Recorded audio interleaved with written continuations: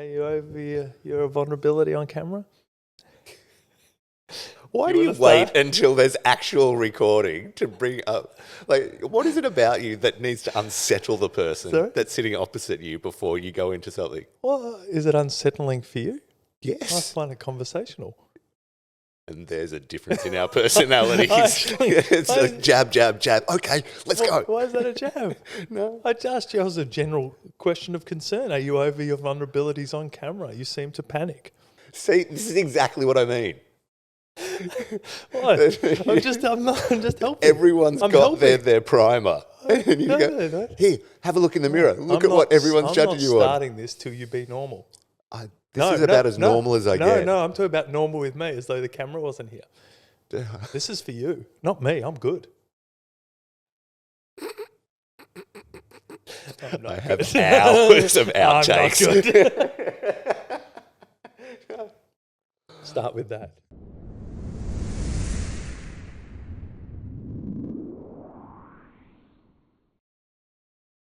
Morning, TK. How are you, buddy? I'm good, Nigel. How are you? Very well, thank you. Which is probably going to go against the next thing I'm going to say, because I was thinking about failure. Good. Last night. Well done. Congrats. Perfect. Yeah, it was a good night. But just failure, I've been thinking about it as... What triggered you thinking about failure, Nigel? What triggered me thinking about failure? I was actually looking at one of my old stand-up clips. So something that got filmed many, many years ago. No. Yeah, okay. No, it got filmed many, many years ago. There was a show on Channel 31, which is like the public channel here. You're in your wrong era of stand-up, by the way. What do you mean? It's a golden era of comedians. I know. Now you were too early, because some of the stuff that's being done on YouTube and all those guys you were doing 25 years ago. We did literally. Yeah. We put it on. We bought ad space on TV and did YouTube and went, we just didn't know how to do the next bit. Yeah, yeah. I look back on some of those things, like you're actually so early to what is now the format. Yeah. Oh well, you're an innovator. But I was thinking about it because I was watching, there's this one clip, it's a show called Champagne Comedy. When I was coming up, it was the biggest kind of show to be on. It ran out of the Armadale Hotel. In Australia? In Australia, yeah. So this is in the local Melbourne stand-up community, which is where the hub of comedy is in Australia. And it was a big thing to get on it. And we did this show there one night. And we were the first, I was in a musical comedy trio at the time, which... I understand how that sounds. This is great. But we showed up early and we were going, like the organizer went, it was one of their celebration nights. Yeah. And they were going to run, I think it was 30 comics through, and it was all 5-minute pieces and whatnot. We were there early and they went, do you want to go on first? And we went, nah, we want the room to warm up. It's too early.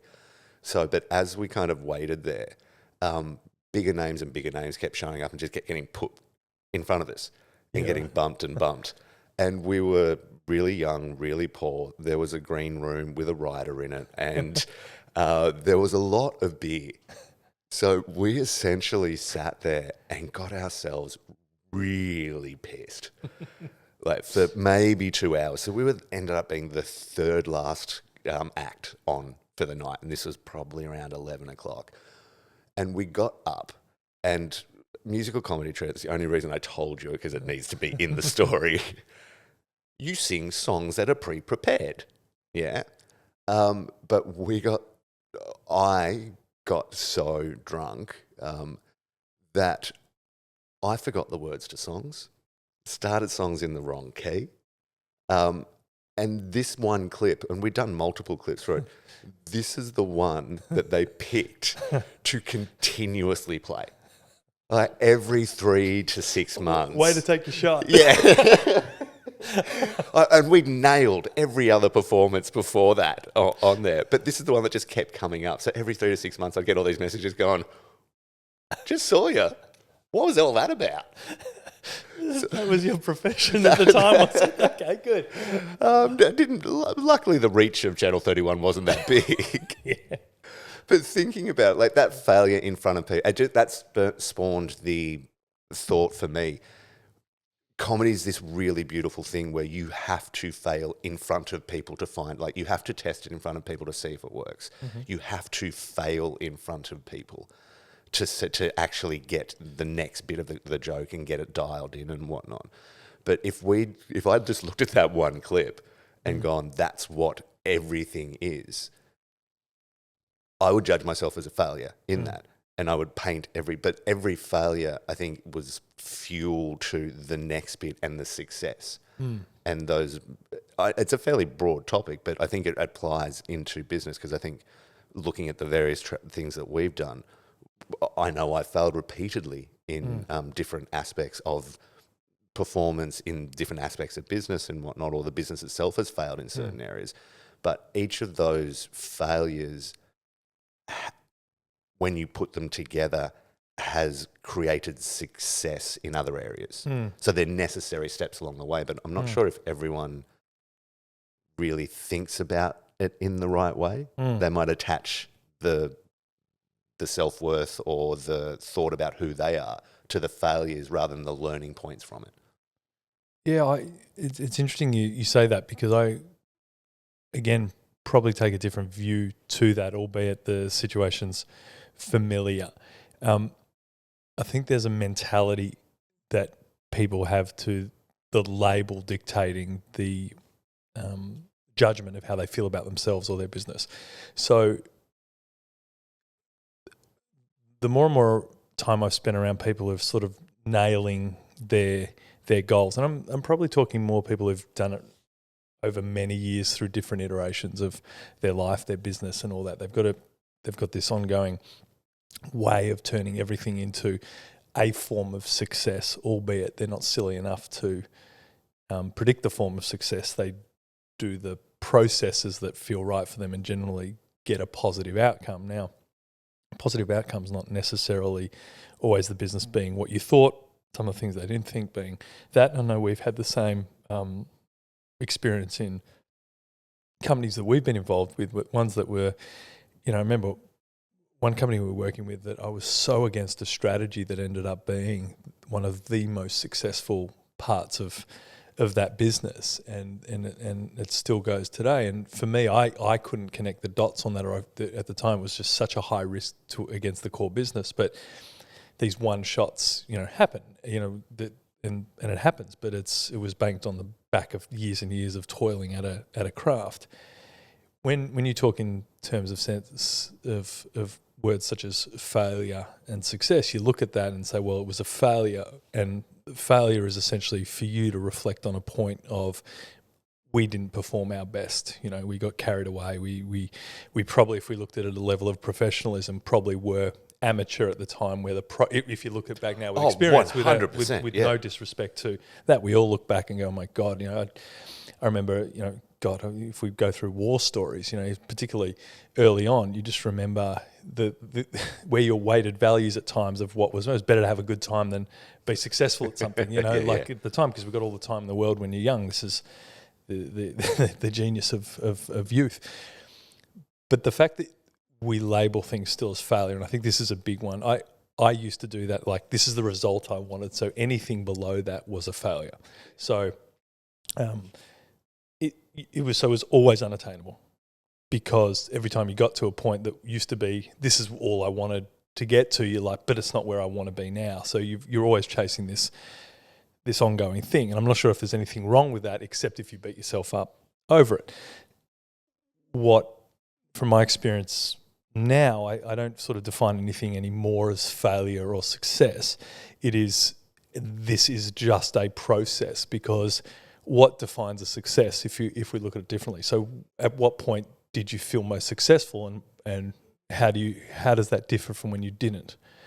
Because it's the same feeling. I think you're there and you're still unsatisfied or looking for the next thing. So the labeling generally brings an emotional state to it. So we failed at that. Well, or did we? So we run experiments here on a whole lot of things. We've been in experimental mode for essentially a decade. So things that we've been building are built for the sake of expectation of not working. Because if we knew how they worked, well, then we wouldn't be experimenting. We'd just be going through a process of repeating it. So in our businesses, everything we've not solved before is essentially an experiment. We've never done that sort of marketing campaign. We've never hired this type of person. We've never had a manager in that role. I was actually speaking to my brother-in-law last night, and he was talking about a business he's involved in, and they're hiring a senior person for the first time. Well, he's not involved in; he just knows them, and it's a major thing for them. It's been a family business, but they've never actually employed a senior person. The family's been the senior people in a fairly large business, and it's the first time they're almost bringing in a commercial layer of senior people with experiences, and they're hiring like a small business. Everyone's getting an opinion on who hires. They're bringing in other people in the business because they've been there for 10 years. They need to oversee them. And it's understanding because they want to keep this family values, but essentially they're not ready for that. They haven't mentally shifted to what the next phase is. So it happens everywhere. And I look at this as the same thing of failure is the expectation is if I start labeling things, why am I labeling them? I look at something, I did it. What was the result? Great. How did that affect our behavior afterwards? So you did it. Was that the pivotal moment of, hey, that gig was really we let ourselves down in terms of our top performance in that position, and it was self-inflicted. So you can only laugh because it's not actually about your performance; it's about the mentality of going into that. So that's different. Then how does that define the next action? And so if you look at it as, well, we were a failure, and you weren't really, because it was probably the defining experience that led to the next kids being ultra professional, whatever, not in just... Oh, no, but yeah, I think the failure part is essential. I think that's where you learn, but it's the emotion you attach to it, which is which is where you can create some damage in it. Yeah, and I think that's the... I think that's the area for the inexperienced. So let's play a game. Yep. You're not allowed to call it failure anymore. You're not allowed to define it as that it's just part of a process. Yep. So every time you look at something that was a point of inflection that didn't go to plan, and that was expected because you're in an ongoing experiment. Great. How does that define the psychology of everyday behaviour? I did this. Yep. It didn't go the way I was hoping, so I changed tack to go further along from what I just learned. Yeah, everything is a learning experience, and I think for that, particularly if I look at the comedy side of things, you have people like Andy Kaufman, who was one of the most famous sort of comedy. They made that movie, the Jim Carrey movie, Man in the Moon. He would literally go out and bomb and fail on purpose to learn from it. If I look at my experience in that, the best moments came from failures. So on the stage when it's actual live feedback, because I did a lot of improvisation and whatnot as well, so there's high risk and it can go really pear-shaped and really badly. But those moments of where a scripted joke that had worked 100 times before lands in an audience to absolute silence, and the hostility that comes back from that, they're the moments that two routes happen from that. One, either the brain just snapped into and said something and go, oh, there's the actual joke that I've been searching for forever. Or two, it was, hey, I need to rework that because it's not broad enough or it doesn't hit the right places. But, I think when you're in something as your profession, it feels like it's different to everyone else. So I look at that and go, great. How does it differ from an artist revealing a painting at a gallery? How does it differ from a salesperson not asking for the price they want? Like, there's this idea that essentially the physics or the fundamentals of everything, which is essentially you're talking about customer feedback. That's all it is, right? So you put something up on YouTube, 0 views. Was it a bad video? Or was it bad targeting? Or was it bad this? So you start to look at the variables in which you actually understand versus maybe the ones that are completely the answer, have got nothing in your current understanding. So, because I love that sort of analogy you're giving, which is here's a comedian who's standing up, says a joke, and it bombs. So they look at the joke structure, the setup, how it was delivered, how the phraseology, all the things that go into a brilliant comedian. And then someone else goes, you had the wrong crowd, and you've spent all this time refining your joke, your delivery, and all that, and you realise, actually, I'm in a really unfunny audience. Being a variable that may be the sake. Now, I'm not saying it's an audience game, but this is this point of, I guess, giving yourself a little bit of grace around when you feel like you've failed. What am I actually looking at? And generally, people's view is too narrow on that inflection point because it has the most emotional energy at that specific time. I really wanted this, it didn't work, or this was so obvious it was going to work, but it didn't work. But actually the variables haven't played out yet. You've actually began the process of where you want to go. You just thought that would be the inflection point. And every story that we see is riddled with people going, I thought that was that, but it ended up being this. That was the best experience of my life because. That's, to me, where we must be in terms of a mindset of running a business, is we actually have to take or learn to be able to micro focus and then pull back as it's required. So we did all these right things. It's a very unexpected result. Why? How much time do we actually spend analysing what were the variables, or do we run it again?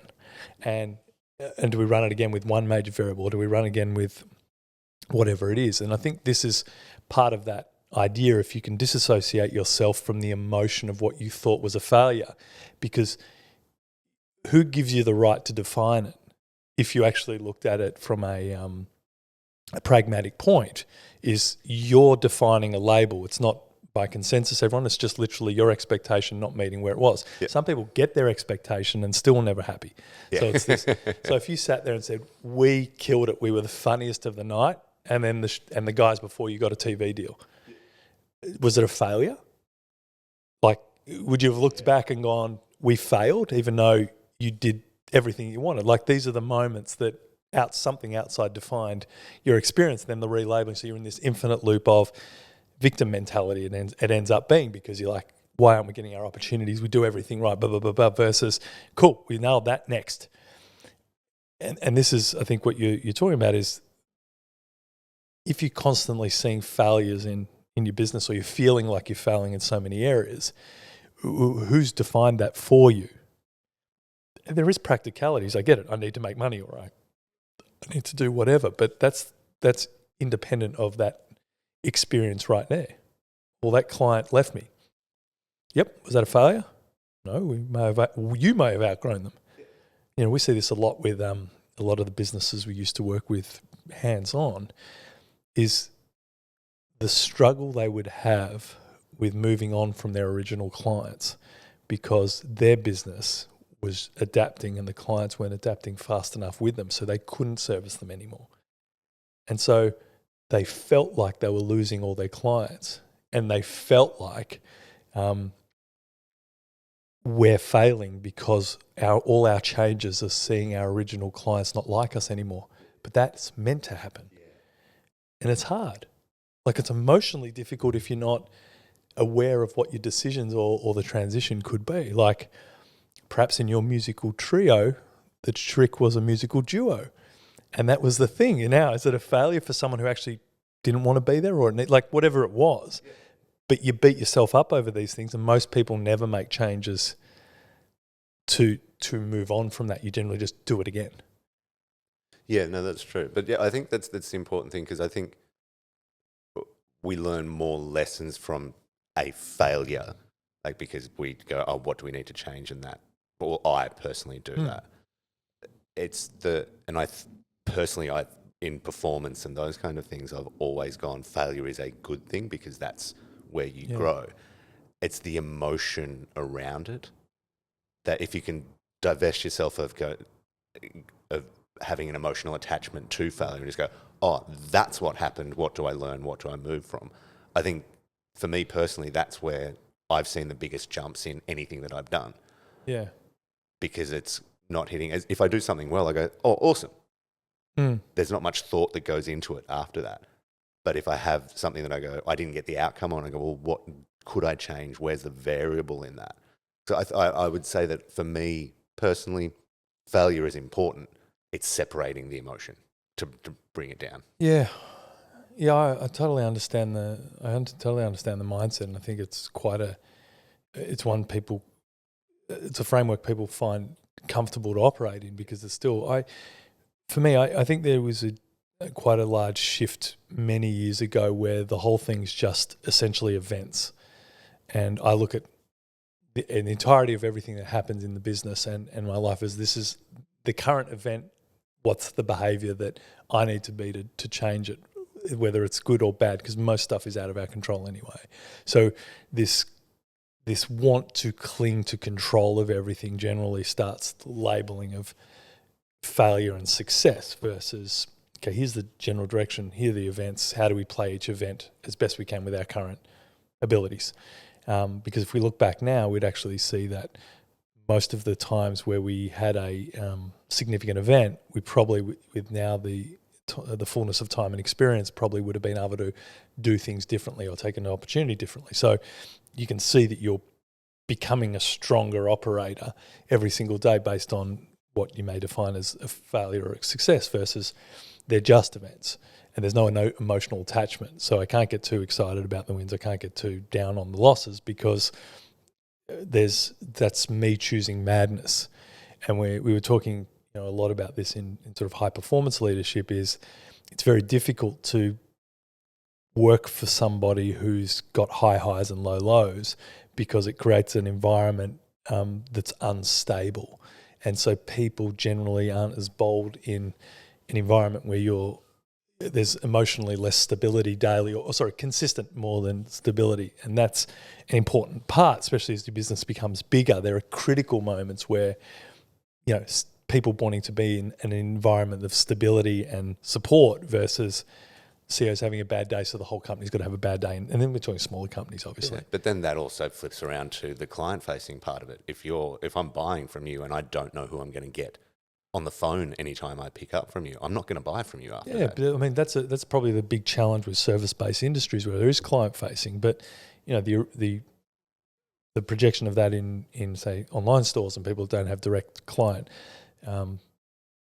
contact daily, the same as you're describing in service-based businesses, it's how you project on ease of your online platforms.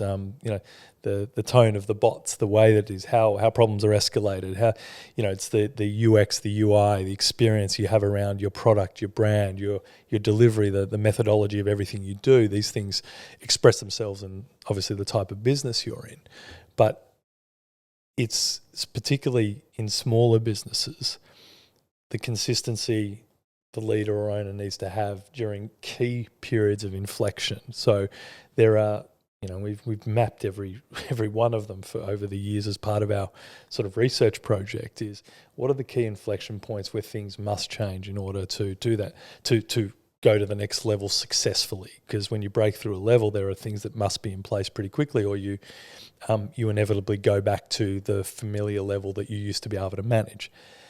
As we discussed a little earlier, there's some of those things that are not only practical, structural, and then emotionally, is the leader ready to hold that next level of understanding of what and how a business needs to operate in terms of sustainability at that level. And this is why most small businesses don't keep moving through at significant growth rate, is the leaders not ready for what that means or how that will affect them. And it's a big one, because we've seen the changes when people get it or replace themselves as the bottleneck in areas like how businesses can significantly grow. And it's for you guys, I mean, just giving a silly example, if we actually played the game and go, well, we wanted to be an international act one day, we had ambition to take over the world, great.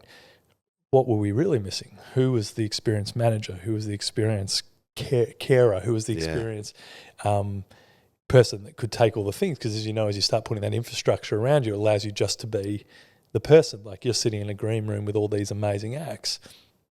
That's actually a networking opportunity for the creative thing. So actually there's work, the work still being done in the creative industries in those times where, as when you're sitting in there and go, this is so great, let's have a beer, let's have another one. Oh, now it's really great. Yeah. You know, like we've seen it, but it's like I've spoken to artists about this too, and they sit there and say, you know, art in the galleries is a popularity contest. It's about who you know. I'm like, well, part of art is actually also in the artistic networks and doing that. That's actually part of the job as you're coming up as an artist, whether you like it or not. Now, art only has the value that the community assigns to it. Yeah, and also not only from a value point of view of that's the game, because people who in society that are entrenched in building museums generally want to get to know the artists of those times too. So it's not there as a and don't get me wrong, it doesn't mean there's not brilliant art, that being in a museum doesn't make a great artist. But if that's your ambition, then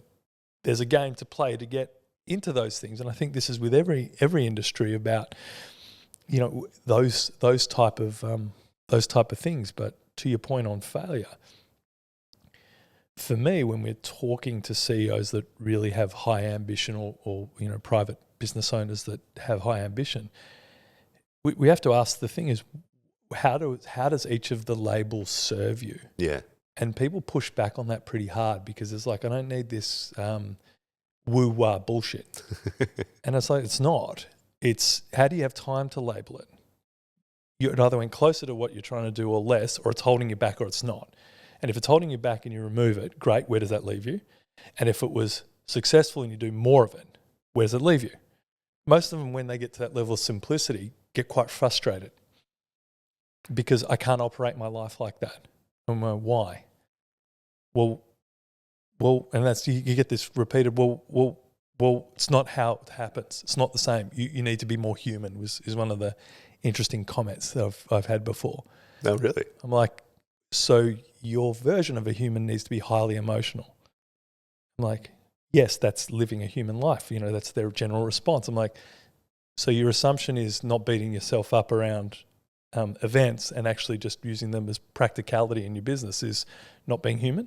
So you actually have the emotional energy saved up for the things that actually matter. Yeah, it's I've been the recipient of those type of conversations and You're witnessed welcome. those. Yeah. But it's such an entrenched kind of thing, like these concepts of success and failure. They're baked into everyone at such a level that a conversation like that butts up against the brain.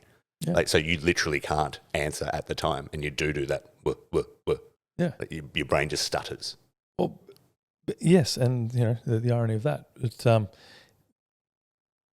the issue is if you actually dig deep into your labeling system, because I think it's a really important one. What are you actually defining as, say a failure? So are you defining it based on where I thought I'd be at the age I am? Are you defining it on the way I'm feeling today?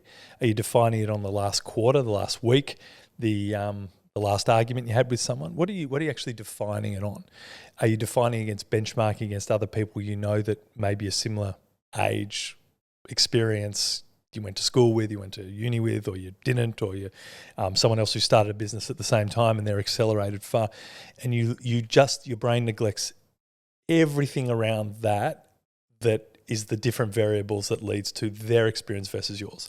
So you're just basically benchmarking yourself against, there's two red cars, one's a Ferrari, one was a go-kart. Why don't they race the same? And so people do this emotionally, and they look there and they're wasting so much energy on the comparison and the labels to try and feel good about where they're at, versus it's all irrelevant. What do I do next? And that's where you start seeing the really powerful business owners, because they don't spend any energy on anything like that. They're so focused on, okay, what's happening now? What do I do? They don't have time to say failure, success. It's just a thing. Because they're not silly enough to realise that labelling it, going through it and analysing it is just the human self wanting to experience some emotions. But it's actually a very low operating level. You don't have time. Like it's wallowing in failure in, say, business situations. I'm not trying to do that. Is, how do you call it? It's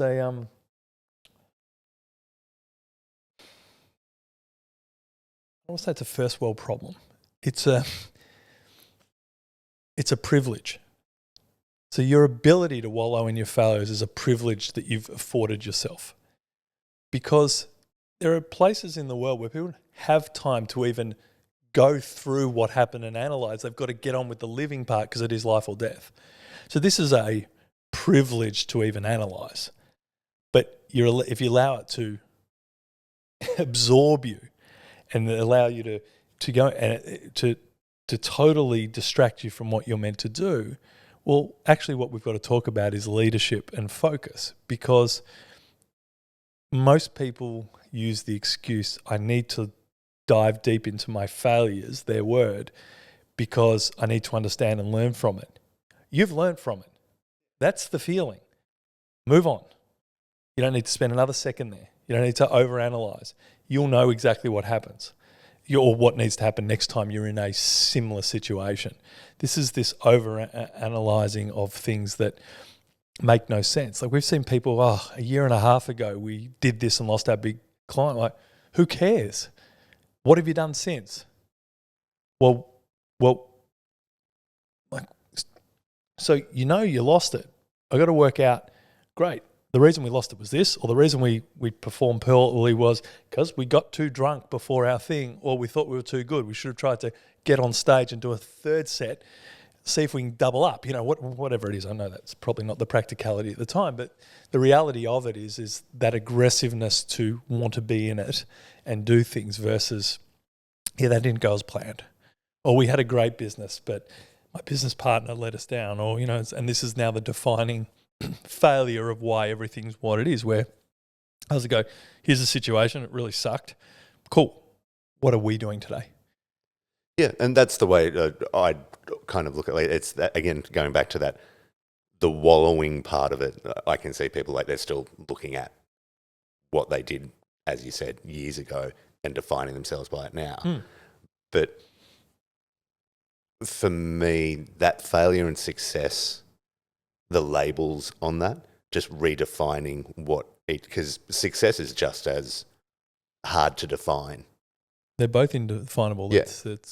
It's the staring into the lake till you die. What's the I should know it off by head. The Greek I look like an idiot now, but it's just staring at your own reflection for forever. It's these things really, what are they there? How do they serve you? Unless it serves you, why think about them? So do you have a defining success moment mapped for yourself going, this is success and we've got there and it's done. Everything is sunshine and roses. Oh, the imaginary finish line. Well, you're defining success and failure, so it means you need to have a clear thing of what success is defined by, right? Yeah, I would say I used to have this is where I've won, success is X, Y, Z. I've been looking at that gap now and what defining success for me is. And for me, I've kind of come to the point that I define success now by the gap or the improvement from A to Z. Mm-hmm.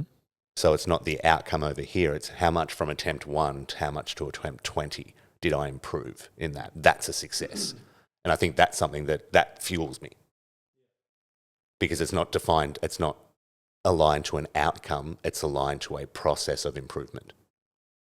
Yeah, I agree with that on some level because I like the idea, but it's funny. It's when you sort of look in. I like to look into what are the most competitive environments do and how do they do it. Is at some point you've got to define a level of production, or you're wasting your time in an area you don't have experience enough in or will never solve. So this is the stop loss of, well, we only lost this much money this month, so we'll keep losing money versus actually is it heading in a direction that gets us to the next defining moment of where we're going. So for me, there's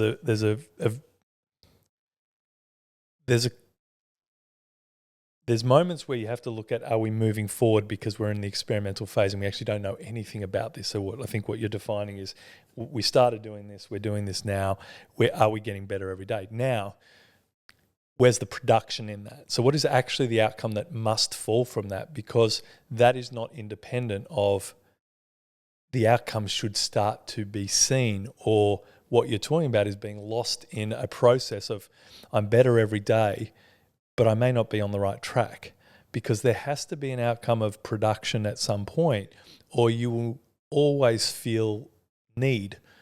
You'll always feel like scarcity, because even with all the production you're putting in, what's the timeline of output? And if most people don't have a clear output of, what do I keep doing? I look at miners that they're going for gold.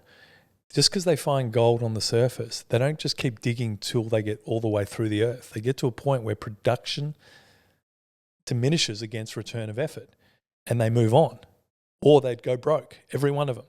And so most people, I don't think with that, needs the end part, which is, but when does production begin, and what is the result of production we're happy to keep mining?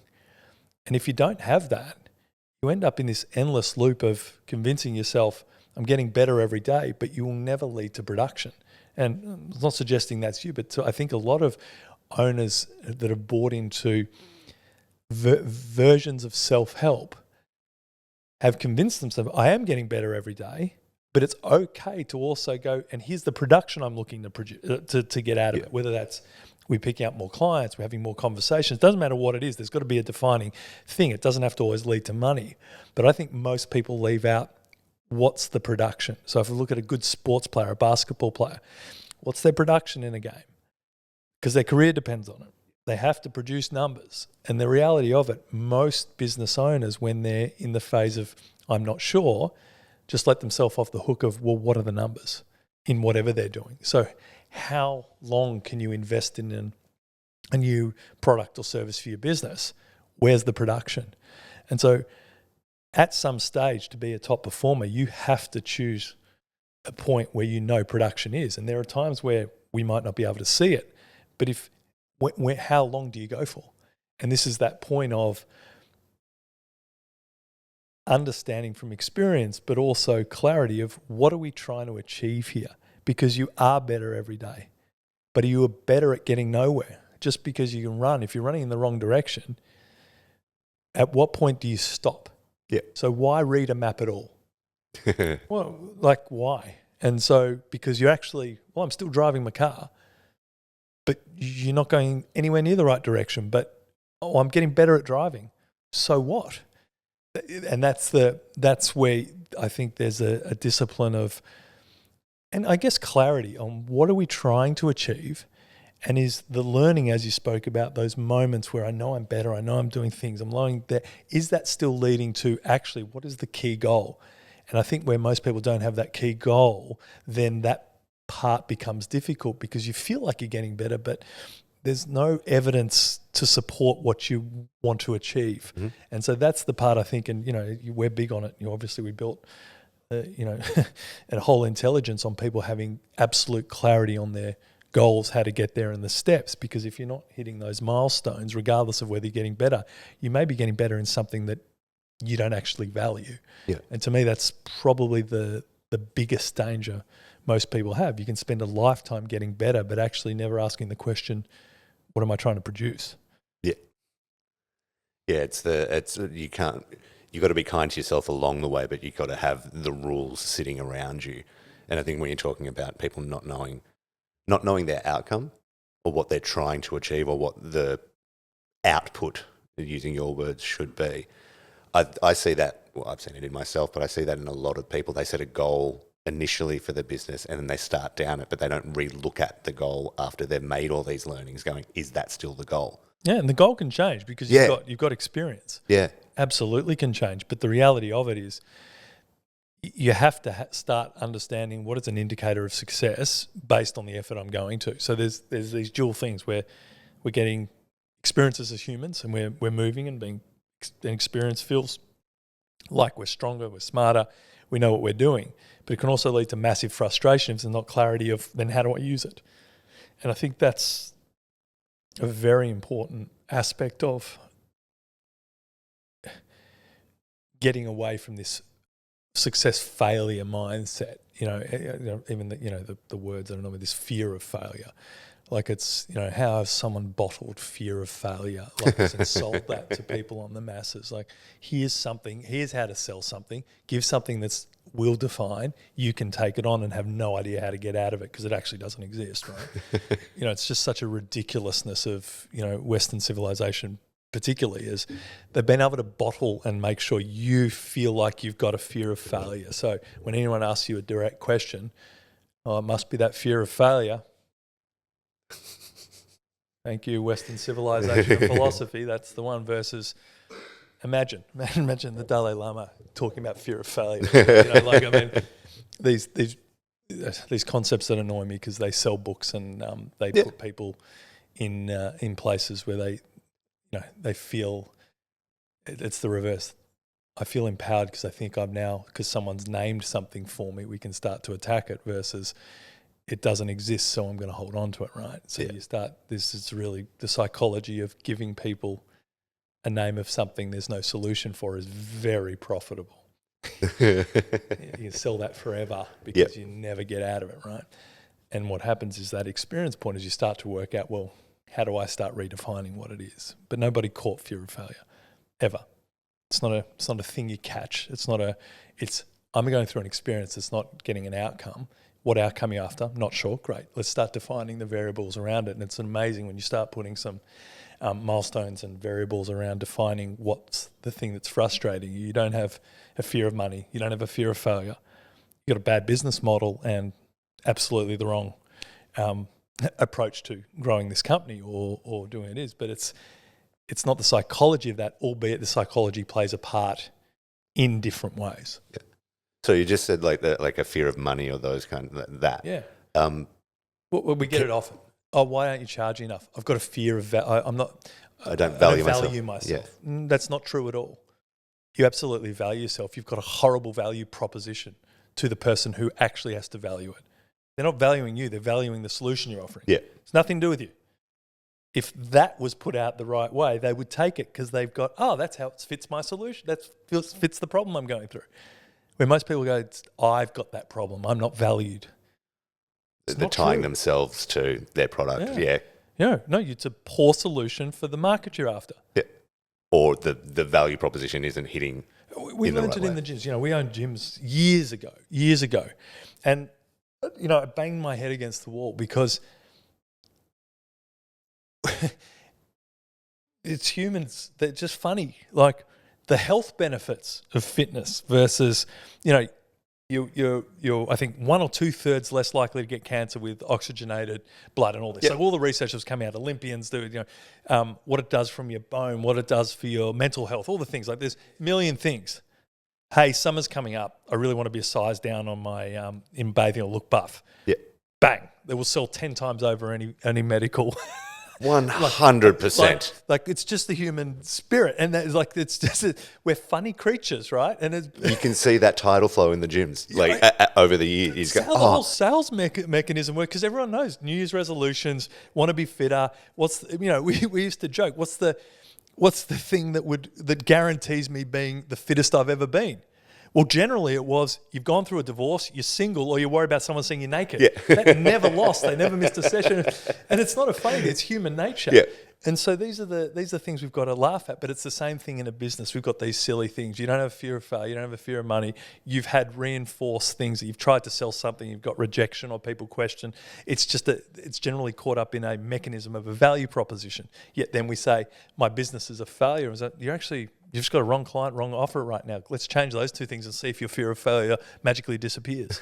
We've had a lot of fear of failures that turned up, changed the way that they approach their sales propositions and value propositions, and suddenly there's no more fear of failure. In fact, they're the opposite, like addicted to winning because, people actually like this solution. This is why you've just got to be so careful. I don't want to make fun of people who hold that. I've got a fear of failure. I've got a fear of it. I get it. It feels the same. We've all had to go through those periods. But if you actually step back and just independently look at what's the logic of this? Why do I feel unsuccessful? Well, I'm not making enough money. Okay, great. What are the mechanisms for that? My business, great. Do I know my numbers? Not really. Or what's my customer? Well, I've never really had a customer. I've only had friends and family. Great. So you're going through the first stage, which is moving from a friends and family offering as a technician to now turning it into a commercial business. There's a process. It's a natural process that works all the way up forever. These aren't things, but people aren't aware of them. So the thing they blame first, because we're such horrible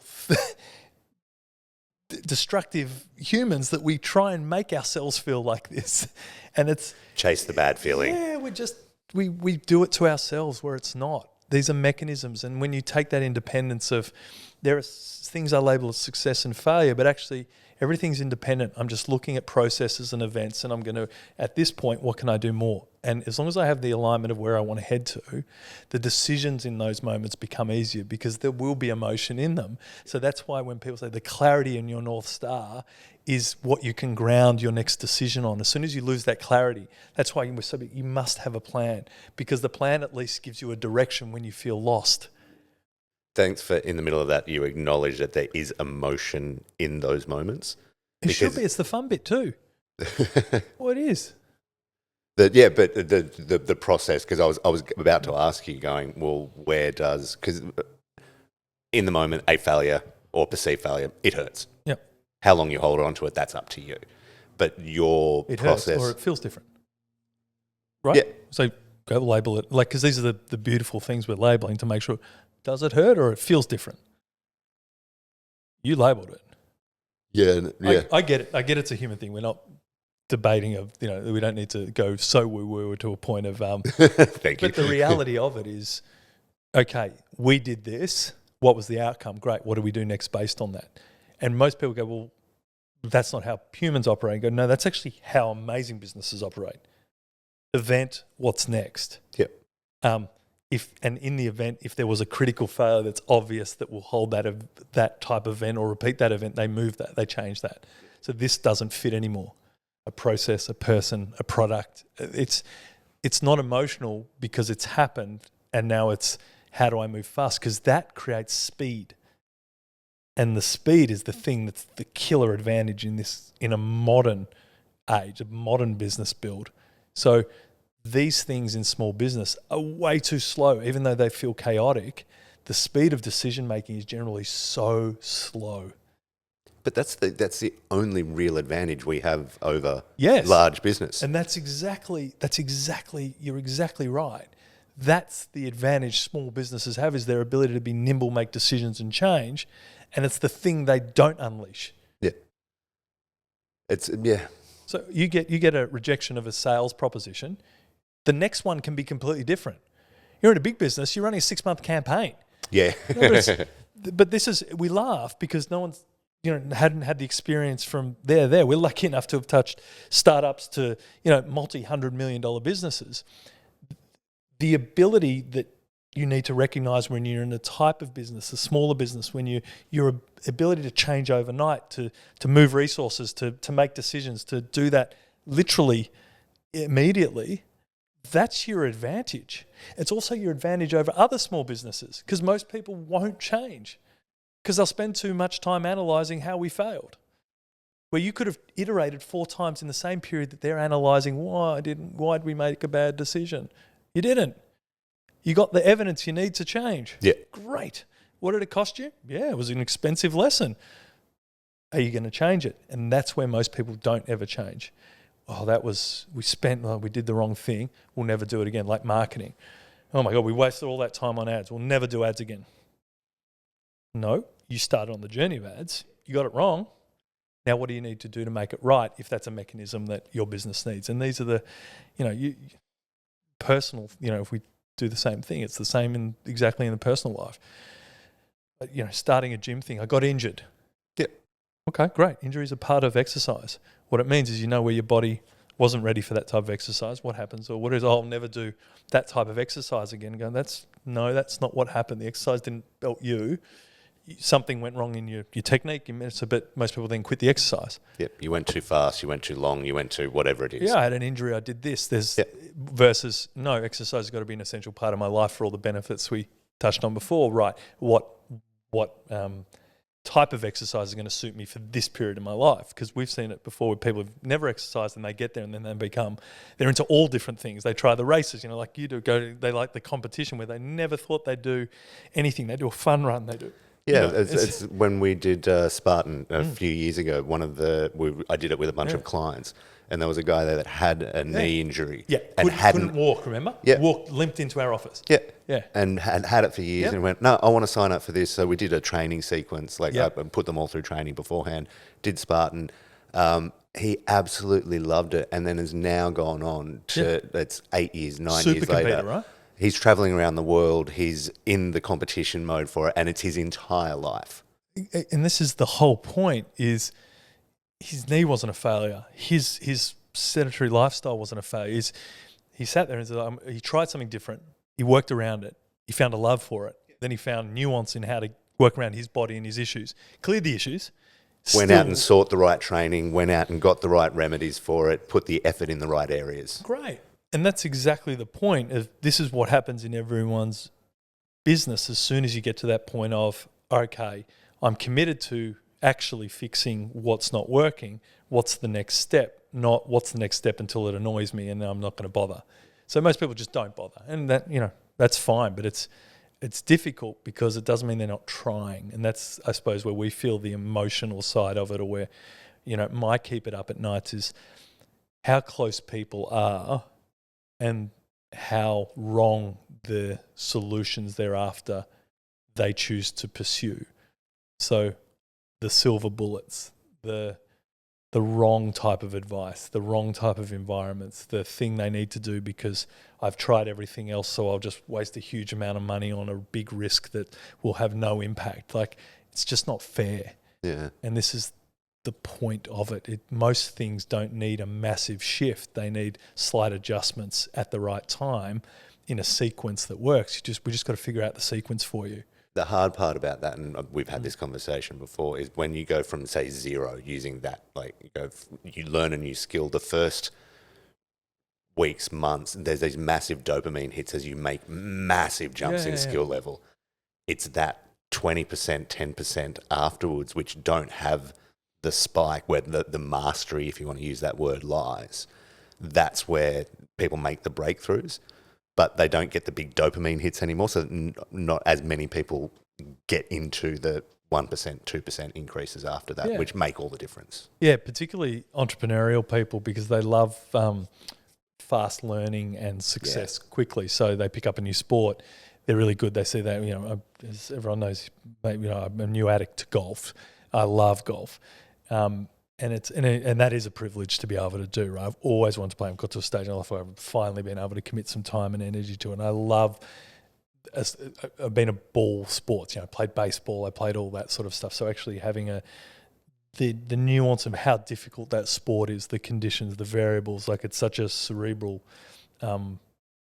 sport where everyone who has never played would just say, well, you're just hitting a ball into beautiful golf courses. But thinking about moisture, wind, angles, positions there's so many things that where the obsession comes from, because the difficulty of repeating a task so well and then having the element of luck to it too. These are the things that I guess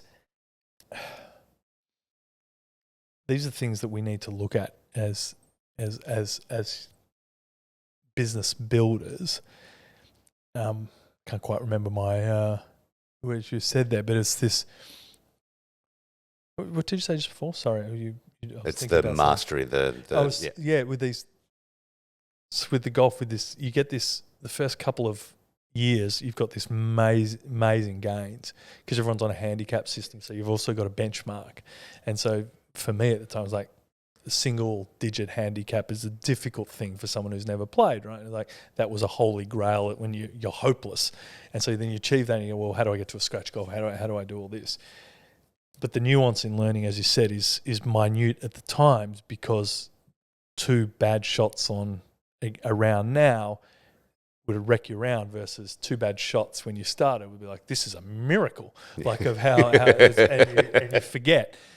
And it's the same with a business, because the nuance of things of, your conversions go up 5% that year, or your lead generation goes up 10%. You don't feel it yet until you've got the compounding effect of that across the whole company. You've then got enough money in 6 months for an extra employee that does something that annoys you, or you've got different marketing, or you've got the leads, more money to spend on another lead generation. So you've got these compounding effects. And it's not this miracle of how this business get bigger. It compounds on the things that matter. And as soon as you work that out, that's when you start to enjoy running your business, because the things that you hate doing now have capacity to be outsourced or bought into. Like, that's the fun of putting the infrastructure in place, but you've got to break through those moments, particularly when you're self-funding.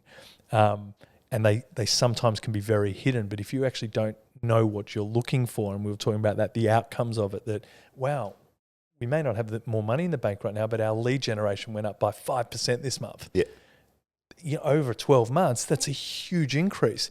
Or we put our prices up 3% every quarter or every year. Like, all these things that most never do systematically, because it's difficult, they don't want to lose clients. They're the things that compound over time. But if you actually have no awareness of those things or the process, it just feels like every day is a guess, and that I'm risking everything, because there's no indicator to say you're doing better. And so you have that thing of, I feel like I'm just failing.